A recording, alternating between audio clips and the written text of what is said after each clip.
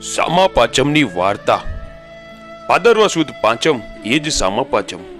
મોટે ભાગે સ્ત્રીઓ રજો દર્શન વખતે જાણે અજાણે થતા દોષોને નિવારવા આ વ્રત કરે છે. આ દિવસે અધેડાનું દાંતણ કરી આંબળાની ભૂકીથી વાળ ધોવા, પછી શરીર પર માટી જોડીને સ્નાન કરવું. સ્નાન કર્યા બાદ ધૂપ દીવો કરી સપ્ત ઋષિઓને યાદ કરવા. આ દિવસે બની શકે તો ઉપવાસ કરવો.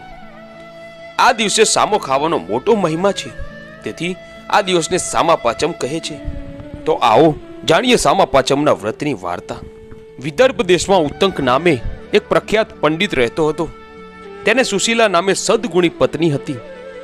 સંતાનમાં એક પુત્ર અને એક પુત્રી એમ બે બાળકો હતા. પુત્ર મોટો થતા બ્રાહ્મણે તેને સારી પેઠે ભણાવ્યો, એટલે નાની ઉંમરમાં જ તે શાસ્ત્રોમાં નિપુણ બની ગયો હતો. પુત્રી મોટી થતા તેને પરણાવીને સાસરે વળાવી દીધી હતી. પુત્રીનું નામ સતમા હતું, પરંતુ પુત્રી સતમા દુર્ભાગી નીકળી. સાસરે ગયાને માંડ 1 વર્ષ થયું હશે ત્યાં તેના સાસુ, સસરા અને પતિ ત્રણેય ટૂંકી માંદગી ભોગવી થોડા દિવસોના અંતરે મૃત્યુ પામ્યા. હવે સાસરિયામાં કોઈ ન હતું, એટલે વિધવા સતમા ચોધાર આંસુ વહાવતી પિયરમાં આવી. દીકરીની આવી દશા જોઈને બ્રાહ્મણ ઉત્તંકનું મન માનવ સેવા તરફ વળ્યું. એને એમ થયું કે માનવ ધર્મ કરતા મોટો ધર્મ કોઈ નથી. ઘરમાં બધાને બ્રાહ્મણની વાત ગમી. એક દિવસ વિધવા સતમા ઉપર કુદરતનો કોપ ઉતરી પડ્યો. તે આશ્રમ પાસે ઝાડ નીચે સૂતી હતી. તે વખતે તેના શરીરમાંથી પરુના રેલા નીકળવા લાગ્યા અને તેના દેહમાંથી ખૂબ દુર્ગંધ આવવા માંડી. તેની આવી દશા જોઈ બ્રાહ્મણી કાંપી ગયા. તેમણે સતમાને ગરમ પાણીથી સારી પેઠે નવડાવી.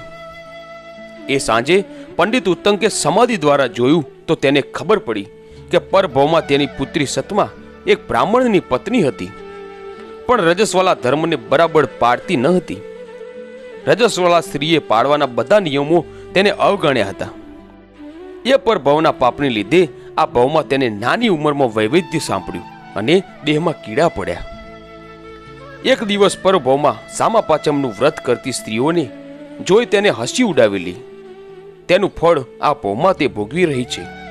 ઉત્તંકે પત્નીની પરભવની વાત તેની પત્નીને જણાવી, એટલે તે બોલી, નાથ, એ તો કર્મ એવું ફળ, એમાં આપણે શું કરીએ? પુત્રીની પરભવની કરણી સારી ન હતી, તેથી આ ભવમાં તેને આ હાલત થઈ છે. પોતાનો ધર્મ પાળે નહીં અને જે વ્રત કરે તેને વખોડે તેની માટી દશા જ થાય. તેના દુઃખનું, પરભવના પાપોનું કંઈ નિવારણ તમે જણાવો તો કહો. ઉત્તંકે કહ્યું, મારી બુદ્ધિ એમ કહે છે કે જો તે સામા પાંચમનું વ્રત કરવા માંડે તો તેના બધા પાપોનો નાશ થશે. આશ્રમમાં ખાટલામાં સૂતેલી સતમા આ બધું સાંભળ્યું અને તેણે વ્રત કરવાનો સંકલ્પ કર્યો. પછી વ્રતની વિધિ માટે તેને બ્રાહ્મણને પૂછ્યું તો ઉત્તંકે તેને આશ્વાસન આપતા કહ્યું, બેટી, તારો પરભવ તો તે બગાડ્યો. હવે આ ભવ સુધારો હોય તો સામા પાંચમનું વ્રત કરવા માંડ. બેટી, ભાદરવા સુદ પાંચમના દિવસે આ વ્રત લેવાય. આ દિવસને ઘણા ઋષિ પંચમી પણ કહે છે. આ વ્રત કરનાર ભાદરવા સુદ પાંચમના દિવસે પ્રાતઃકાળે ઉઠીને નાઈ ધોઈને દીવો કરીને નૈવેદ્યમાં ફળ ફળાદી મૂકવા. દીવો કર્યા પછી વ્રત કરનારે સપ્ત ઋષિનું ધ્યાન કરવું. ભારદ્વાજ, ગામ, કશ્યપ, જગદર્મી, વિશ્વામિત્ર, અત્રિ અને અરુંધતી સહિત વશિષ્ઠ એ 7 ઋષિઓને વારંવાર યાદ કરીને તેમનું ધ્યાન ધરવું. આ વ્રતમાં ઋષિઓનું મહાત્મ્ય છે. વ્રત કરનારે ફળાહારમાં સામો લેવો. સ્ત્રીઓ શુદ્ધ ભાવથી આ સામા પાંચમનું વ્રત કરે તો રજસ્વલા ધર્મ વખતે જાણે અજાણે થયેલા દોષો નાશ પામે છે. સતમાએ સામા પાંચમનું વ્રત કરવાનો સંકલ્પ કર્યો ને 3 દિવસમાં તે બિલકુલ નિરોગી બની ગઈ. જોત જોતામાં ભાદરવો માસ આવ્યો અને સુદ પાંચમનો પવિત્ર દિવસ આવતા સતમાએ સામા પાંચમનું વ્રત આદર્યું. નાહીને તેણે સપ્ત ઋષિને યાદ કર્યા. આખો દિવસ તેમના નામનું રટણ ચાલુ રાખ્યું. આહારમાં માત્ર થોડો સામો લીધો અને રાતના ભજન કીર્તન કરતી સૂઈ ગઈ. વ્રતના પ્રતાપે સત્વાના બધા પાપ નાશ પામ્યા. તેને આ ભવમાં તો સુખ ભોગવ્યું અને પછીના ભવમાં તેને અખંડ સૌભાગ્યની પ્રાપ્તિ થઈ.